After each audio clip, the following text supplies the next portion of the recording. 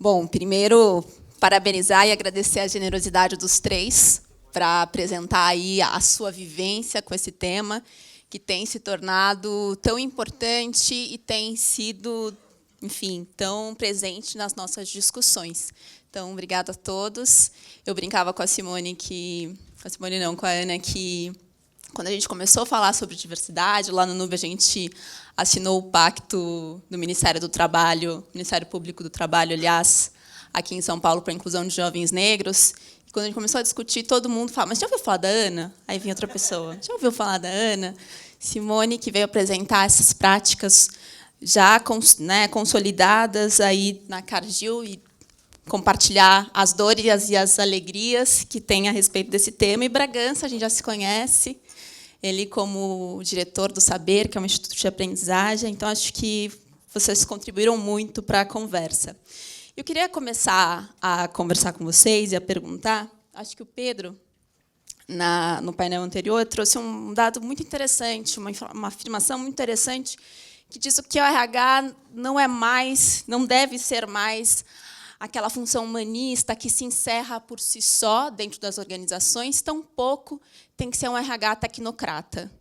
Ele tem que estar alguma coisa aí no meio, tem que ser algo que precisa ser relevante para o negócio, precisa fazer parte da estratégia.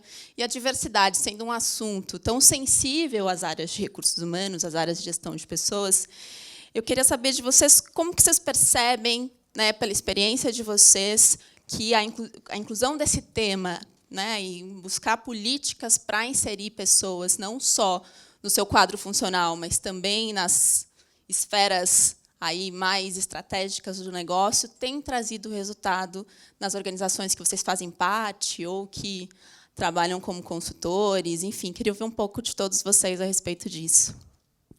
O desafio de RH é enorme, porque a gente tem que estar o tempo todo, né, equilibrando entre a discussão sobre o ser humano e o negócio. Então, acho que é um grande desafio. E esse tema ele é muito interessante porque ele nos traz para o lado, né, do ser humano. A questão da singularidade, de cada um expressar, né, o seu ser no trabalho. Então, é um tema que nos força, entre aspas, a discutir o ser humano. Então, acho que contribui muito para a discussão. Se tem algum profissional de RH que ainda está muito, né, do outro lado, se envolve com o tema de diversidade e inclusão, que automaticamente, né, vai ajudar no desenvolvimento desse profissional na questão do equilíbrio. Acho que o tema ele é muito relevante para todas as organizações. Normalmente, ele é liderado por recursos humanos, até porque, né, vários aspectos relacionados às pessoas e aos próprios processos de recursos humanos, então, acho que faz sentido, mas ele não pode, nas organizações, ser um tema discutido somente por recursos humanos. Acho que esse é um ponto crítico, né?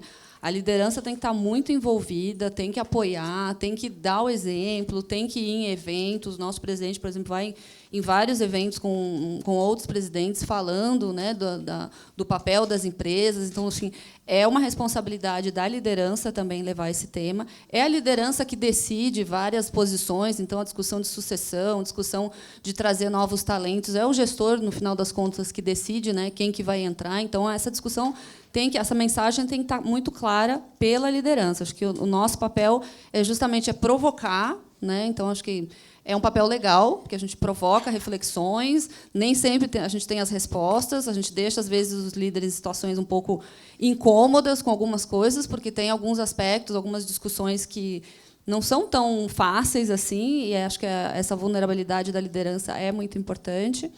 Mas eles têm que estar presentes. Acho que não é um tema de RH. Ele deve ser liderado, pode ser liderado por RH, algumas organizações nem é. No nosso caso, eu lidero o Comitê de Diversidade, mas eu só consigo fazer tudo o que a gente faz lá com esse comitê. São pessoas, a grande maioria não está em RH, né? E, como eu comentei, o engajamento das redes, são eles que desenvolvem os projetos. A maioria não é de RH, porque nós nem temos tanta gente assim. Então, são eles que fazem as coisas acontecer. O meu papel é muito mais eliminar as barreiras para que os projetos possam acontecer. Tem uma questão de orçamento também, então, que eu consegui, ao longo dos anos, ir construindo um orçamento para a gente poder desenvolver algumas ações, que, querendo ou não, alguma coisa, né, ser gasta, e incentivar as pessoas a realmente, né, desenvolver esses projetos e ter o apoio. Então, eu vejo muito mais com o meu papel como facilitadora desse processo, dessa discussão dentro da companhia.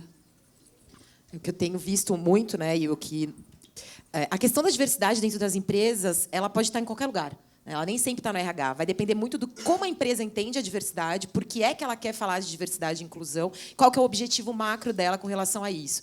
Então, existem algumas empresas que colocam a diversidade na área do marketing, porque ela só quer acenar e falar, olha, comprem de mim porque eu gosto da diversidade. Outras colocam dentro da área de RH porque ela quer trazer uma gestão mais estratégica. Então, resumindo, eu acho que o papel do RH dentro das empresas ele tem sido muito mais estratégico no sentido de ser uma figura facilitadora mesmo, um condutor, um facilitador entre colocar as pessoas em contato com as áreas que elas precisam se comunicar, ou muitas vezes trazer orçamento para esse comitê. Mas as questões das diversidades elas precisam ser discutidas pelas pessoas da empresa. Então, a existência dos comitês, o comitê ele é fundamental, ele precisa existir. E ele precisa existir com os sponsors, que muitas vezes são pessoas que são da altíssima liderança, que estão engajados ali. Então, a ideia é que o RH, no futuro, ele não exista como um elemento necessário para a inclusão dentro da empresa. Quanto menos ele aparecer, melhor é, porque as coisas estão fluindo normalmente. Então, o engajamento da liderança, nesse sentido, ele é essencial, porque o RH ele não vai resolver muitas coisas. Embora seja recursos humanos, trabalhar com capital humano, a gente sabe que precisa de um trabalho de todos, como eu havia dito, né? Então, o papel do RH ele é estratégico nesse sentido, e a Simone explicou muito bem, é exatamente como ela trabalha, mas a gente precisa entender qual é o objetivo da empresa, né? Qual é o objetivo da empresa? Dependendo do que for, ele vai estar em uma área diferente. Bom, eu diria que eu estou num mundo fantástico. Eu sinceramente, né, eu trabalho com 2.000 empresas de médio e grande porte. Eu vivo diariamente uma briga constante junto com os RHs para que a liderança intermediária aceite o jovem. Desculpem, eu tenho problemas sérios de uma grande confusão entre o que é ser aprendiz e o que é ser colaborador. Muitas empresas contratam aprendiz para serem colaboradores. Ele é aprendiz, ele precisa de tutor, ele precisa de orientação. Quando eu encontro uma empresa como a sua, meu Deus do céu, eu fico no paraíso. Eu estou no paraíso, porque a grande maioria, me desculpem, a grande maioria ela é preconceituosa, ela trata de uma maneira equivocada o jovem. Temos vários problemas de assédio. O RH, às vezes, confunde a sua função. Eu preciso que vocês contribuam com isso. Eu preciso que a gente leve esta visão para todos, para o dono do restaurante, que tem lá 30 colaboradores, até para a grande empresa. Esse é o grande problema, porque senão a gente vai ficar falando daqui dos grandes sucessos, das grandes empresas, que tudo funciona, que é legal para caramba. Mas a realidade com que eu vivo, desculpem, é uma realidade perversa. Sabe? De gestor chamar jovem aprendiz de burraldo. Sabe? Isso é um burraldo, porque impõe, não faz o seu trabalho, por exemplo, de trazer a gerência intermediária para dentro de um projeto, para convencer a gerência. Muito pelo contrário, o contrato, o jovem aprendiz vai lá para o gerente e fala assim, ó, isso aqui é seu, toma. O que eu vou fazer com isso? É isso. E aí, eu particularmente, eu gosto muito de tecnologia, mas eu entendo. Outro dia, o Saber ele é uma organização totalmente tecnológica. Quer dizer, o garoto ele pesquisa, ele está com o computador o tempo todo, faz um simulacro e tal, e um dia acabou a energia. Acabou, pum! Aí não tinha mais computador, não tinha mais estudo de caso, não tinha mais debate, não tinha mais discussão da notícia do dia. Aí veio o instrutor, né, o professor, falou assim, o que eu faço? Eu falei assim, volta para a sala. Volta para a sala. A tecnologia não pode ser um impeditivo do desenvolvimento humano. A tecnologia é importante, mas esse setor ele é extremamente sensível. Extremamente sensível. Agora, não pode ser o sensível que olha um problema e começa a chorar. Não é isso. É sensível para olhar o problema e buscar a solução. É assim. E utilizar a tecnologia como ferramenta para isso. Mas, desculpem, né? Um RH ele é um recurso que tem que ter, na sua essência, as relações interhumanas. Com certeza. Bom, a gente tem muitas perguntas práticas, que eu acho muito bom, porque mostra que as pessoas já estão pensando em como aplicar isso dentro das suas organizações. Mas uma das perguntas que eu acho bastante interessante, Ana, até uma questão que você citou, a Simone também, no seu vídeo, é que se a gente podia discutir aqui rapidamente exemplos de vieses inconscientes que nos habilitam a se comportar de determinada maneira, ou selecionar determinadas pessoas, ou promover Y ou X. E se vocês podem pontuar alguns que sejam importantes, que a gente tenha consciência já, para estar à luz dentro das nossas empresas. Posso começar? Adoro falar de vieses inconscientes, adoro, porque a gente tem tantos, vocês têm agora. Quando eu subi aqui, antes de eu começar a falar, vocês já tinham me traçado na cabeça de vocês. Mesma coisa com a Simone, né? Com todos nós. Na verdade, nós olhamos as pessoas e nós traçamos realidades. Então, eu acho que o mais importante que a gente pode falar, talvez, é sobre o viés de afinidade.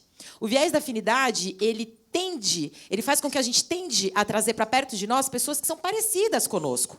Né? Nós fazemos isso constantemente. É difícil para a gente lidar com muito diferente. A gente precisa ter aquela sensação de acolhida, de pertencimento. Né? É o rebanho, como diz o Nietzsche. Né? A gente precisa voltar para o rebanho. Então, o viés de afinidade ele faz com que todas as experiências que nós tivemos ao longo da vida... Então, imagine que vocês, né, nasceram em determinado lugar, cresceram em determinado bairro, estudaram em determinada escola, e aquilo fez com que vocês criassem um modelo na cabeça de vocês de pessoas que são afins, são parecidas. Então, a gente concorda, é gostoso quando as pessoas concordam conosco, a gente tem o mesmo gosto musical. Caramba! Você também gosta dessa banda, você também assistiu esse filme, que legal! Então, a gente estimula aquela relação. A gente está sempre procurando por validação. A gente está sempre procurando por acolhida. Então, o viés de afinidade ele faz com que a gente busque pessoas parecidas conosco, que possam validar as nossas decisões. E aí, eu digo que ele é um dos mais nocivos, porque qual é a chance de uma pessoa que concorda comigo falar: Ana, a sua decisão está errada? Ou você foi discriminatória? Ou a sua ideia não é legal? Essa inovação não está com nada? Então, quando o viés de afinidade ele dita a decisão que eu tomo para trazer ou não uma pessoa para a equipe, eu estou destruindo a minha equipe. Porque o ideal, dentro de uma organização, é que a gente tenha pessoas diferentes. Porque é na divergência que a gente chega aos melhores resultados. Então, vamos supor que eu pense numa solução para um menino de comunidade. Né? Minha empresa está criando uma solução, enfim. E aí eu falo, super legal, uma pessoa que, com o mesmo background que eu, com a mesma escolaridade que eu, vai falar: nossa, Ana, você é demais. Outra vai falar a mesma coisa. Eu não ouvi ninguém da comunidade, eu não ouvi ninguém diferente de mim. E aí, quando eu ouço, essa pessoa fala: tá, mas não vai funcionar. Lá a gente não tem, sei lá, energia elétrica. Ou a gente não tem o mínimo para poder implementar isso que você está dizendo. Então, qual é a chance de eu chegar a um ambiente de fato inovador, de fato bacana, se eu só tenho pessoas parecidas? Então, o viés de afinidade é o primeiro. A gente vai nele direto. Depois tem outros, claro. A gente tem mais ou menos 9 que a gente usa o dia inteiro, assim, né, esses modelos. E como é que a gente quebra viés? Vocês vão perguntar isso depois. Não tem jeito. A gente só quebra viés inconsciente fazendo autorreflexão, se perguntando, exercitando. E dá para fazer isso sozinho, dá para fazer isso em grupo. Mas o mais importante de tudo isso, o mais legal, é que você pode ter uma pessoa parceira e amiga que te ajude a discutir aquele teu viés, com quem você se sinta à vontade, que você fale que você tem aquela dificuldade de transpor esse viés, a pessoa te alerta. Então, é no dia a dia. São estratégias pessoais que vai funcionar para a maioria de vocês, mas a gente precisa falar sobre isso. Primeiro passo. Falou, parou de ser tabu, a gente consegue resolver. Enquanto a gente mantém as coisas escondidas no inconsciente, é o nosso inconsciente que dirige a gente, viu, para essas coisas de viés e tudo mais. Né? Então, quando a gente traz para a consciência, a gente joga a luz, é quando a gente consegue resolver. Tem treinamento para isso, tem livro para isso, tem teste para isso. Né? Ana, um treinamento de viés inconsciente na minha empresa vai resolver? Jamais. Mas vai ajudar muito. Eu gostaria só de complementar que perfeito. E tem uma coisa que é muito interessante, às vezes, né, os meus filhos são muito críticos, aí falam assim: você está sendo preconceituoso. E aí, de repente, o preconceito ele ganhou um tom social e uma coisa ruim. Eu quero dizer para vocês o seguinte: todo mundo tem preconceito de alguma coisa. O que a gente não pode é acreditar nele. Essa que é a grande questão. O Bauman, ele num dos seus livros, ele coloca o seguinte, ele fez um experimento, ele pegou um sapato e colocou em cima da mesa. Aí alguém fala assim, nossa, que sujeira. Aí ele começou a associar o lugar errado com a sujeira e a discriminação das pessoas porque acham que estão no lugar errado.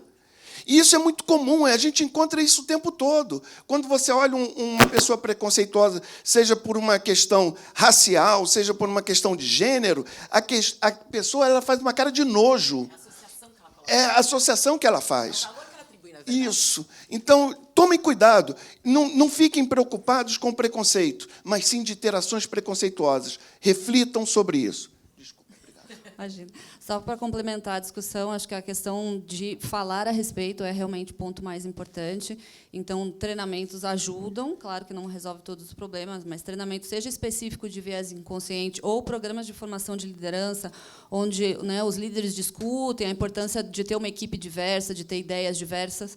Uma coisa que a gente faz bastante também é, no momento que um gestor abre uma vaga, na conversa com o recrutador, uma das primeiras coisas que o recrutador faz é falar sobre a importância que ele vai atrás de candidatos diversos, que ele vai buscar ter um pool bem diverso de candidatos para o gestor poder tomar a decisão. Então, essa conversa, a gente já teve vários feedbacks que, apesar da gente falar muito, na hora que cai a ficha para o gestor, nossa, eu tenho uma super oportunidade de trazer diversidade para a minha equipe.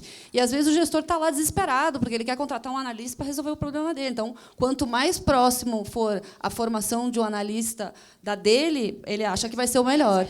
Então, essa conversa, acho que é uma sacada bem bacana, assim, que é muito efetiva, é essa conversa no momento da contratação, aquela conversa inicial, o que você está buscando, perfil e tal. Então, nossos recrutadores provocam essa reflexão nesse momento. Só para complementar uma outra situação que a gente teve, aí de afinidade também, né, fica à tona, é a questão do programa de estágio com a omissão das escolas, né, das universidades. Então, que vai a gente na contramão tinha aí, de muitos programas feitos há pelo menos, né, até 10 anos, 8, 7 anos atrás, né? Tinha as universidades targas, todas as organizações. A gente ainda tem as universidades que a gente quer ter um relacionamento diferente. Mas o programa ele é totalmente às cegas, né? E até hoje, a gente está no 3º ano, até hoje a gente tem alguns gestores que são aqueles chatos, que não quer ver, eu vou participar aqui, eu não sei quem são, mas eu vou saber aqui quem é o da USP, quem é o do não sei. E aí chega no final, tem um dos finalistas que é de uma universidade que ele nunca escutou na vida. Ele fala, nossa, mas não é que o cara é bom mesmo? Aí, assim, então, isso quebra muito o paradigma, né, dos próprios gestores. São oportunidades que a gente tem na mão. Pegando o gancho, Simone, que você falou sobre preparar as pessoas, e acho que essa é uma dúvida de muitos aqui, vou até concatenar as perguntas aqui, como preparar a organização para a diversidade, como educá-los, né? Então, como preparar o gestor para eles abrirem a cabeça e perceber. E você falou muito bem, o gestor quer resolver seu problema, né? E como mostrar aí para essa equipe, para essa liderança, que a diversidade, a inclusão é uma necessidade, faz parte das relações. Uma pergunta que eu acho bastante importante também, ou, como disse, vou juntar, como receber essas pessoas, né? Como integrá-los dentro das equipes. E outra pessoa trouxe um contraponto, dizendo como, inclusive, preparar, já que o Bragança nos trouxe uma realidade aí dos jovens aprendizes, do baixo nível educacional, que é uma tragédia brasileira, né? Como preparar também essas pessoas para se adequar dentro dessa organização e estar preparada para os desafios da organização, não só os jovens, mas todas essas pessoas que entram na organização através dessas políticas também. Tá. Bom, foi uma pergunta grande. Um livro, né?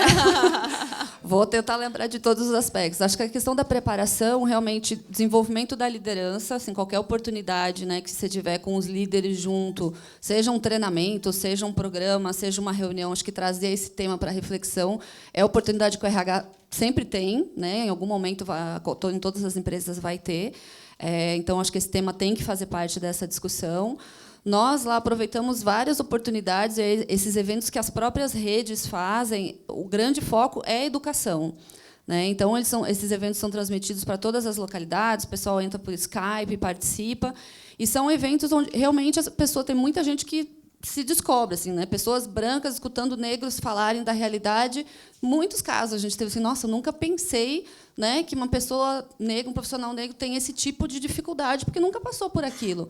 Então, por isso que eu falo essa questão da educação, das histórias pessoais. A gente levou travesti, a gente levou trans, a gente tinha fóruns onde as pessoas contavam as suas histórias, os preconceitos que sofriam, os racismos que sofriam. Então, isso toca muito. É muito difícil, mesmo um gestor dos mais, né, não se emocionar com algumas histórias, né, das pessoas. E aí, isso, talvez, hoje, para o gestor, foi só, foi super interessante, mas aí a oportunidade que ele tem, num próximo momento de contratação ou de interagir com pessoas diversas, ele acaba estando muito mais pronto, né? Então, a gente é muito evento de educação. A gente tem, assim, quase é exagerado. E, claro que as pessoas podem escolher quais são os eventos que elas querem participar, os temas que elas querem conhecer um pouco mais. A gente sempre incentiva a liderança para que eles estimulem os diretores, os gerentes, os gestores, né, a participarem desses eventos e levarem suas equipes, mas acho que ter esses momentos de educação na empresa é super importante. E a gente tem muita gente boa no mercado, muitos consultores, muita gente boa falando de diversidade. Então, assim, o que funcionou muito para a gente é fazer painéis, né, onde a gente tem um profissional da empresa, uns 2 profissionais que a gente convida, né, de outras empresas, um consultor para mediar. Então, essas conversas funcionam muito bem, acho que em qualquer ambiente, mas para a gente especificamente funcionam muito bem.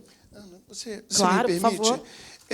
Eu queria só complementar dizendo o seguinte: a melhor forma de educação é a educação pelo exemplo. Não adianta a gente fazer tantos painéis, fazer tantas coisas, se a liderança ela não dar o exemplo, porque fica uma coisa fake. É super importante. Quer dizer, contar a história é de fundamental importância. Meu Deus do céu, contar uma história, contar um caso, é legal, as pessoas escutam bem. Mas, fundamentalmente, estamos todos nós, eu para vocês, vocês para mim, vocês estão o tempo todo nos julgando, a gente está o tempo todo olhando para vocês e dando juízo de valor. Então, se a liderança da empresa, se os gerentes, se os diretores não têm a mesma postura, não adianta nada disso. É só para completar. E acho que é importante dos eventos que a gente faz. Então, claro que tem o que eu brinco dos ativistas, militantes, não pode ser sempre as mesmas pessoas participando, né? Porque senão fica lá, parece que aquele lá é o evento LGBT, então é só para gay mesmo, e lésbica que vão naquele. Não. A gente faz questão de ter um líder fazendo a abertura daquele evento. Às vezes eu estou também, mas eu sempre quero que tenha algum outro líder estando junto. Eu brinco com os sponsors que a sala aqui de São Paulo ela tem um símbolo muito forte, então é importante que as pessoas vão para aquela sala para assistir, porque da sala é transmitido para o Brasil inteiro. Então, na frente, eu gosto que passe, as pessoas ficam passando, assim, então, ver que o Paulo está lá, que a nossa diretora financeira está lá, é importante para as pessoas que estão lá em Santarém, estão lá em Toledo, verem que, nossa, Paulo parou para ir naquele evento aprender sobre um tema sobre trans, um painel com trans. Tem uma mensagem para a organização. E só para complementar o que você falou de preparação, acho que tem diversos níveis de preparação, né? Quando na organização a gente fala bastante, tem toda essa questão do movimento da educação, existem minorias que a gente não precisa preparar. Eu, por exemplo, contratei estagiários negros, tenho aprendizes negros no meu time, agora eu tenho analista negro. Eu não fiz uma preparação de juntar todo mundo, gente, olha aqui, a gente vai receber um estagiário negro.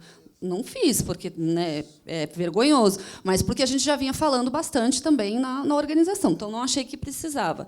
Então, depende, né, do grupo, depende do momento. Agora, no projeto Pivô, por exemplo, que era para receber trans, aí sim a gente achou que era importante, tanto nas pessoas que a gente estava buscando, a gente procurou profissionais que já tivessem passado pela transição, porque, para o projeto, a gente considerou que seria muito chocante para a empresa trazer pessoas, né, que ainda que estão ali no meio, que querem usar todos os banheiros, e a gente achou que ia ser demais.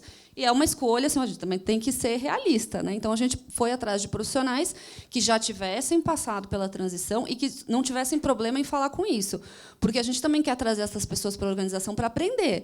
Então, se é uma pessoa que não quer falar sobre isso, também é difícil, né? Porque as pessoas vão perguntar, mas e aí? Claro, a gente fez um trabalho educativo para não perguntar ofensivamente, mas as pessoas também queriam saber como é que é a realidade da pessoa, né, nas interações. Então, para a trans, a gente fez realmente um trabalho um pouco maior de preparação, né, na chegada, mas, como eu comentei, a preparação foi antes, né? Não é assim, passava, aquele ali é o trans que a gente... Não era assim, né? Porque a pessoa não chegava com os balões assim para dizer que era trans, mas teve um momento bem importante na companhia de preparação. Ótimo. Bom, eu acho que fica para a gente... Claro. Desculpa, só Imagina. eu preciso falar. Eu preciso trazer essa mensagem, é muito importante. Eu acho que vocês viram no painel, existe uma fórmula para você convencer as pessoas, né?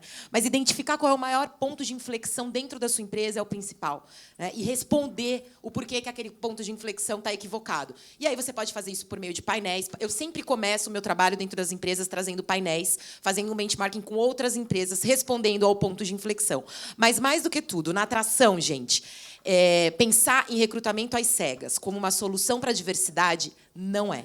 Eu fico pregando isso, fico levando essa mensagem o tempo inteiro. Porque o recrutamento às cegas ele não é uma ferramenta de diversidade, ele é uma ferramenta de facilitação de acesso. Tá? Então, pensem que sempre que for a última instância de um processo de seleção às cegas é a entrevista, certo? Se essa pessoa estiver enviesada na entrevista, aquela diversidade que chegou até o momento final, ela não vai entrar.